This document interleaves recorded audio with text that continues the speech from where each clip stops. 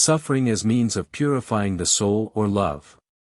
BD number 7157. July 1, 1958. Whatever contributes towards the soul's maturity will often be experienced by you as a burden or hardship, for it is frequently the means of assisting the purification of the soul in order to make it wholesome and receptive to light. Nevertheless, an exceedingly effective means exists which is less painful for you humans, acts of selfless neighborly love. Then the soul will mature very quickly, it will constantly acquire more strength and will reform and change its nature through love.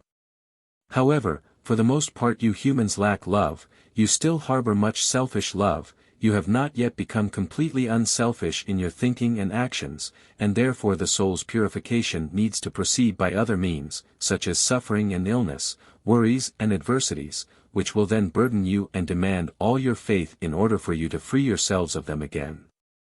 For in profound faith you would be able to entrust all your problems and sufferings to me, you would be able to hand them over to me and subsequently also be certain that I will take them from you. But this profound faith is, again, only the result of love. And thus it will always remain a matter of greatest priority. Love cannot be excluded. Love is the correct and most certain means of freeing yourselves from illness and suffering, from all kinds of worries. Yet, on the other hand, you don't realize what blessings arise for the soul if you humans also patiently take all burdens upon yourselves, if you humbly endure everything for the sake of your soul's maturing.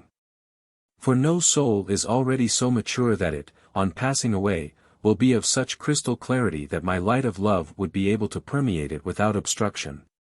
Blemishes more or less still cling to every soul, and the more of them it can discard on earth the happier it will be on entering the kingdom of the beyond and thank me, its God and Father, for the time of trial on earth, regardless of how difficult it had been. And every day in earthly life is, after all, only an opportunity for testing, every day is a possibility for the soul to gather spiritual riches, and every day passes by and the length of time until its passing away from earth is getting ever shorter. It won't last forever, but the state of the soul, if it is imperfect, can last eternally. And if you humans would only ever consider the suffering you have to endure as a means for purification, as the condition for a cleansing of your soul from all weaknesses and flaws still adhering to it, you would truly bless the suffering and be glad of it, because it will result in your spiritual progress and one day you will also realize why it was necessary during your earthly existence.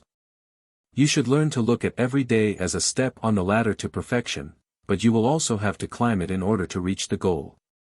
One day you will realize how useless those days were when you didn't have to endure anything, unless you spent them by being lovingly active.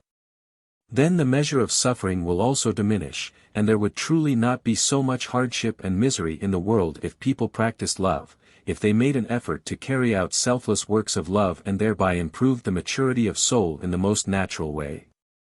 But if you have to suffer, then be grateful for it and, despite everything, strive to shape your nature into love, for your life on earth is only short yet it is decisive for the whole of eternity. Amen.